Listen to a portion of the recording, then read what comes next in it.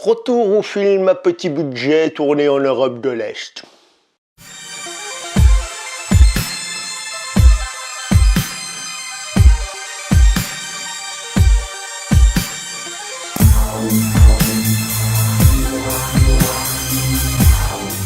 Bonjour et bienvenue à toi pour cette nouvelle critique poussiéreuse, l'émission où on parle de films qui ne sont plus au cinéma et donc qui prennent la poussière. On continue aujourd'hui avec notre rétrospective Jean-Claude Van Damme avec le film Universal Soldier Regeneration, réalisé par John Hyams, le fils de Peter Hyams, le réalisateur qui avait déjà travaillé avec Jean-Claude Van Damme sur Time Cop ou encore sur Mort Subite. Donc ce film, c'est officiellement Universal Soldiers 3.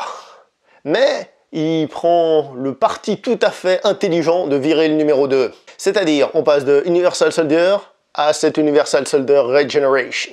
Donc la réalisation de John Hyams est plutôt soignée dans ce film, et il faut dire qu'il se permet même un plan séquence au début du film, assez impressionnant, surtout pour un direct ou vidéo dans lequel Jean-Claude Van Damme détruit tout sur son passage.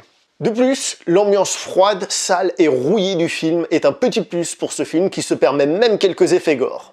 Mais attention à ne pas vous faire tromper sur la marchandise. Ici, l'acteur principal, c'est Andrei Arlovski, surnommé The Pitbull, ancien champion poids lourd de l'UFC. C'est lui qui a réellement le rôle principal. Il ne dit pas un mot du film, mais c'est lui la star. Du début à la fin, c'est lui qui fait les combats, c'est lui qui est présent, c'est lui le sujet du film.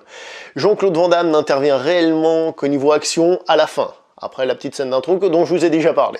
Donc jusqu'ici, on a vu les qualités, et ben maintenant on va voir les petits défauts, hein, parce qu'il y en a aussi, il faut pas croire, hein.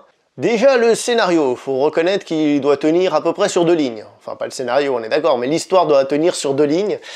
Et parmi les défauts que contient ce scénario, les dialogues sont pas vraiment très bons, ils sont même plutôt très mauvais. Le rythme du film est relativement lent, donc il est possible qu'on s'ennuie un petit peu quand même. Vous vous souvenez, je vous ai parlé du plan séquence d'introduction, vous disant qu'il était impressionnant et tout. Vous savez c'est quoi son principal défaut? C'est qu'il n'est pas très utile à l'histoire en fait.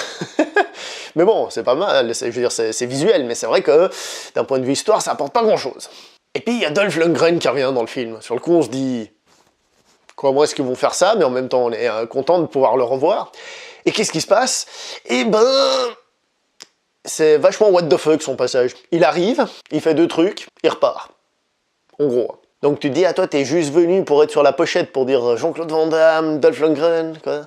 Ouais, si on ajoute à ça, comme j'ai dit, le fait que Jean-Claude Van Damme intervienne surtout à la fin du film, eh ben on se dit qu'on s'est peut-être, d'une certaine manière, un petit peu fait arnaquer sur le scénario. Alors du coup, le film ressemble beaucoup plus à un tremplin pour essayer de lancer la carrière d'Andrei Arlovski. Que reste-t-il au final de ce film? Eh ben que c'est un direct ou vidéo, encore une fois, qui a des qualités et des défauts, c'est pas un film parfait, bon, dire qu'il éclipse le 2, c'est une évidence, mais bon, le 2 en même temps, il s'est éclipsé tout seul dans la cuvette des chiottes, quoi. Donc il est mieux, il est pas parfait, beaucoup l'aiment bien. Bon bah voilà, c'est tout pour cette vidéo, on se voit pour une prochaine critique poussiéreuse avec la suite de la filmographie de Jean-Claude Van Damme. En attendant, portez-vous bien, hasta luego.